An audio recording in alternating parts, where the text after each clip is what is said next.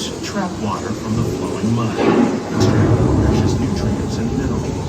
These elements, when combined with sunlight, create the diverse living systems of our planet.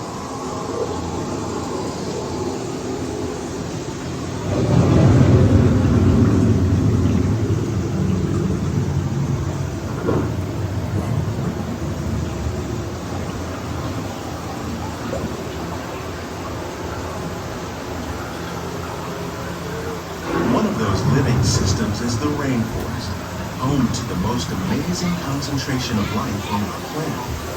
These dense and beautiful forests cover only a tiny portion of the Earth's surface, but they contain more than half of its plant and animal species.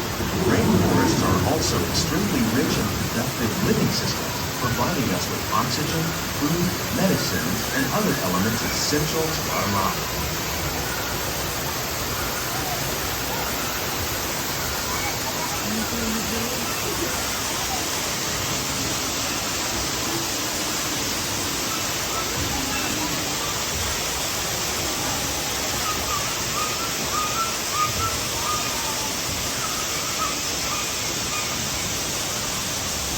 In the desert, nature has created a very different, no less beautiful living system. And while this arid landscape may seem lifeless, it is very much alive. The plants and animals that have learned to survive in these harsh conditions make use of what little water they can find and avoid the scorching rays of the relentless sun.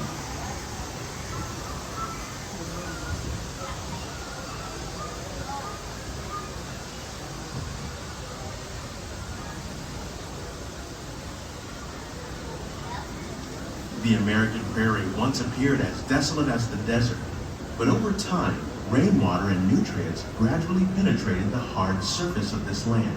Even the hooves of the mighty buffalo helped create the rich soil that one day become home to the American farm.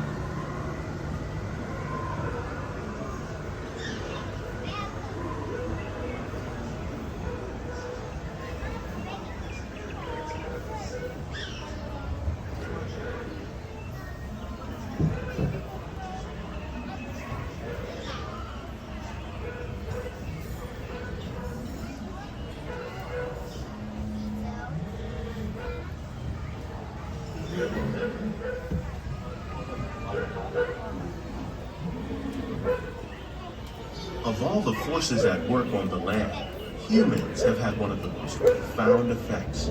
The need to produce food for a growing world led to the enormous use and sometimes overuse of the land. In our search for more efficient ways to grow food, we often fail to realize the impact of our methods.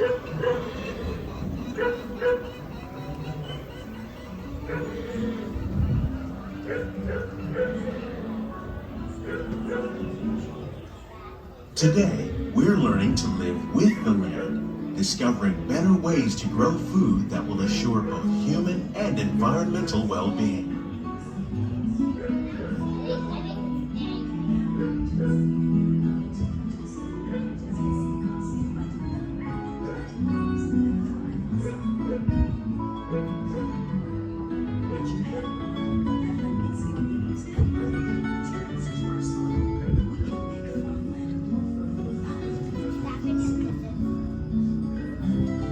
Here at EPCOT, we're learning to reduce the need for chemical pesticides by breeding and using natural predators, like ladybugs and wasps, to control pests. In the farmlands across America, we're learning that by plowing under vegetation containing natural fertilizers, we can enrich the soil without the use of chemicals. In arid regions, we're learning to produce food on desert seacoasts by developing and planting crops that thrive on salt water. In Japan, we're learning that by mixing leaves and other living materials into our soil, we meet tomorrow's growing needs for more food fruit production, without the need yet of still chemicals. respect the needs of the land? Some of the answers are being discovered just ahead. To help us maintain these carefully controlled ecosystems, and for your safety, please remain seated in your boat at all times.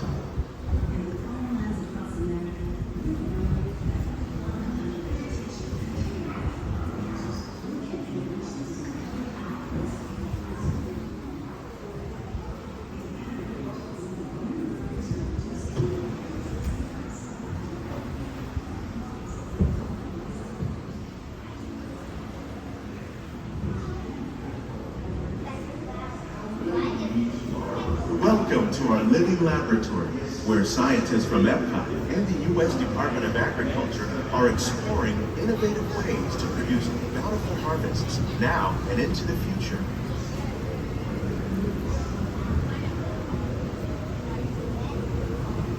The tropics are home to the greatest diversity of plants on the planet.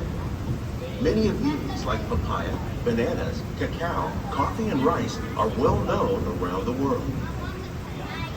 These are just a few of the edible plants that have been an important source of nutrition for people living in the tropics.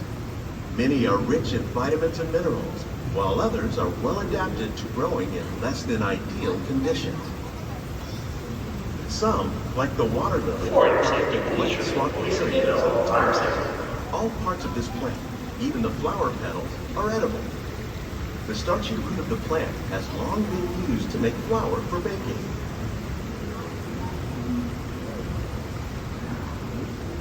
One day, many of these lesser-known tropical plants may be as important as the bananas growing on both sides of the boat. More than 28 million tons of bananas are eaten annually, making it the most popular fruit in the world.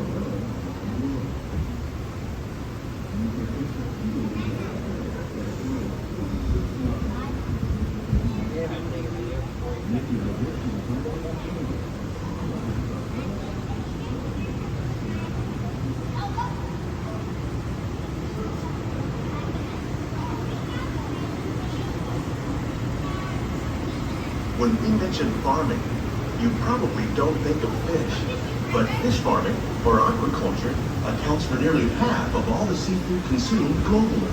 Tilapia, bass, and catfish, like the ones you see here, are three of the more popular crops raised by fish farmers. The sustainable system we're using here recycles the water in the tanks. As a result, we're able to save millions of gallons each year. Our small fish farm produces nearly 5,000 pounds of fish each year to serve in restaurants around Walt Disney World. Innovations like this one can play an important role in our efforts to produce bountiful harvests and still protect natural resources.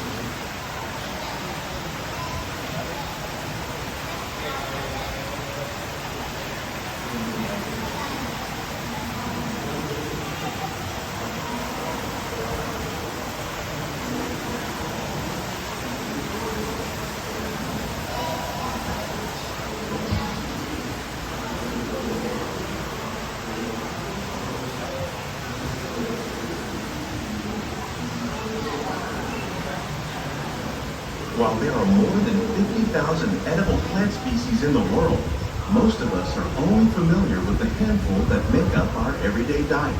The common grains growing here, wheat, maize, sorghum, and millet, plus rice, account for nearly 2/3 of our global food consumption. Learning how to increase yields of these staples is an important goal of research around the world.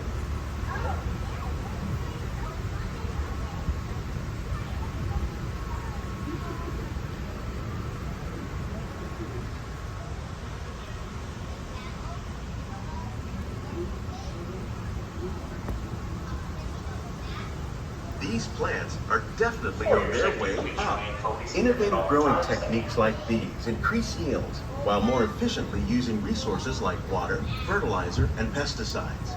Another innovation at work here is our integrated pest management program.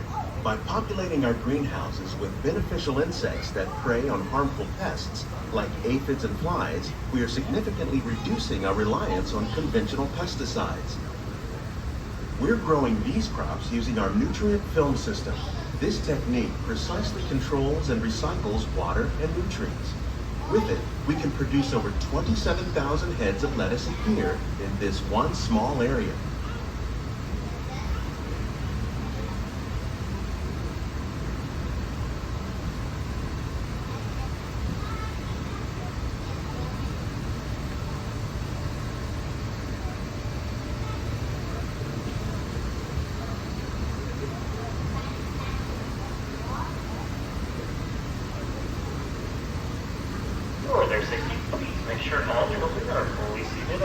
Some of our best ideas have been inspired by nature. like these fruit and vegetable trees. By growing these ground plants vertically, we can increase yields and better control diseases. These crops taste as good as they look. In fact, we serve more than 15 tons of produce from our greenhouses in restaurants here at the land every year.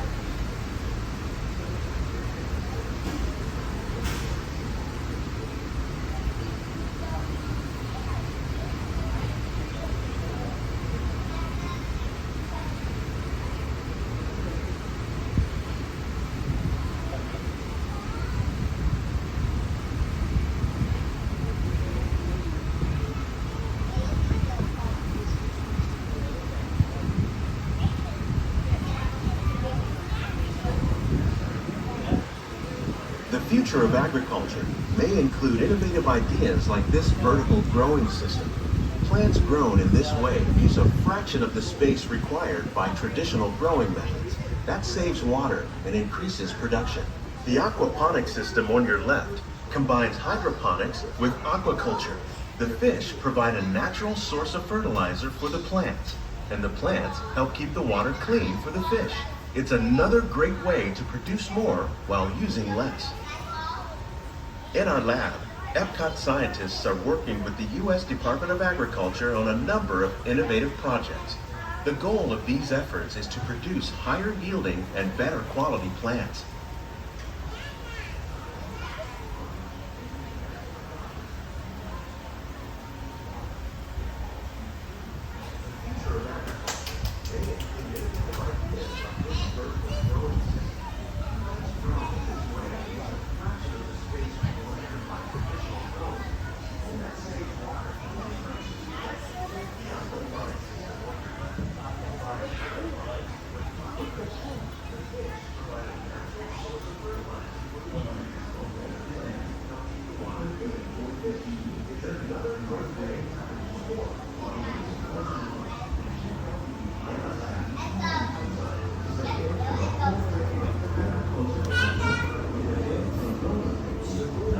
These greenhouses represent just a fraction of the work being done worldwide to produce bountiful harvests for our growing population. Scientists, farmers, and even backyard gardeners are doing their part to improve the quantity and quality of foods that we all rely upon. Together, we can continue to find more ways to increase food production and protect our precious natural environment. Only then will we truly be living with the land.